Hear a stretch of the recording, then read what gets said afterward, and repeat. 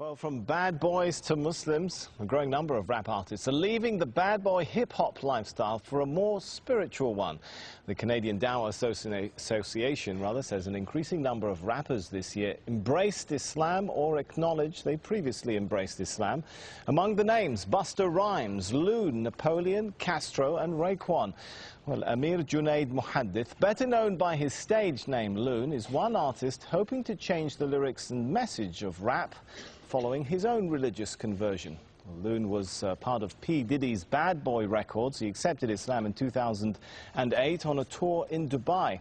He joins me now from Saudi Arabia, where he's just finished performing an Umrah or minor religious pilgrimage. Thanks so much for joining us. You kind of look a little bit different to me today than how we've been seeing you in those pop videos. Is Loon still in there somewhere? Nah, Loon is working his way out of my system, you know. Just happy to be, accepting Islam and finding the peace of mind that I was always searching for in the music business. And it was very difficult to find this place in my life now, but thanks to Islam, I've been able to, complete my search, and now I'm very much at peace. So I take it you're no longer a bad boy? No, bad boy days are over. Now I'm what you call a good boy. All right, I want to forgive me for taking our viewers back to a little bit of the Bad Boy Loon days. I want to just play a piece of your music here, just to refresh everyone's memory of how Loon used to look like. I met a lot of women in my lifetime, but see, it's not a lot of women that got the right mind. I done had pretty chicks with all the right features, and hood rat chicks that only rock sneakers, cell phones and beepers, and know how to treat you. You break a heart, she'll walk out and leave you.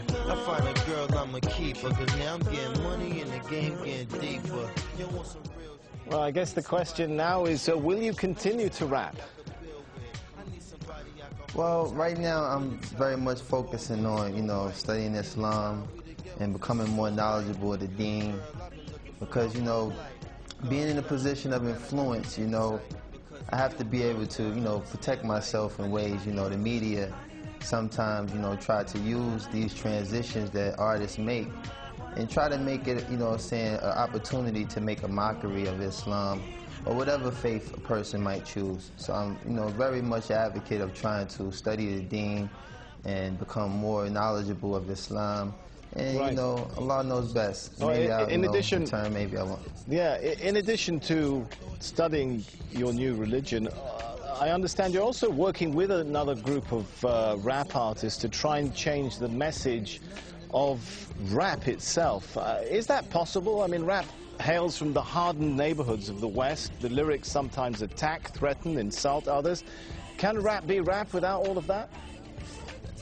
Well, that's something I think all of us as artists who, accepted Islam are struggling with, because it's a very, very fine line, With me, I actually really love the music, but it's the lifestyle that's really the bad influence, The music sometimes can be geared towards things that influence people to do positive things, but the actual, part that deters people from, practicing their faith or concentrating on positive things is really the lifestyle.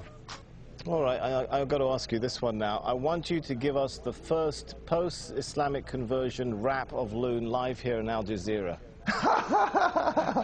Oh man, you catch me off guard now, because I really, like I said, I've veered away from that lifestyle for a second. Come on, just a sentence or two. I know there's still a bit of Loon in there somewhere. I don't know. I mean, for the most part, let me see. You got me there, man. You got me there. All right, well, I'll give you a minute to think about that. Maybe we'll come back to it. But yeah, we'll come back to that. Rap was, seen in many parts of the world, particularly this part of the world, as a really Western cultural product, a threat to local cultures.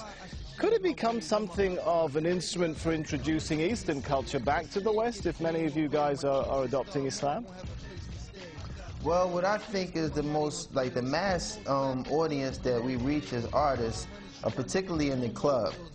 So to, have people in the club actually reciting ayats or things that, pertain to Islam will kind of, give the wrong impression. I think that, you know, spoken word is something I've been focusing on, trying to, you know, make a transformation to doing spoken word, because I do have the lyrical ability to establish a lot of strong things that make Islam so beautiful.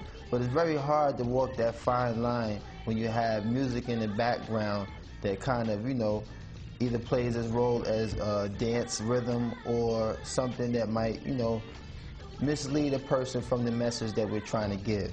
So, you know, like I said, there's a lot of artists that's in the position that I am, and we're trying to, you know, find that fine line without offending anyone or causing any harm to anyone who might be influenced by the negative aspect of music.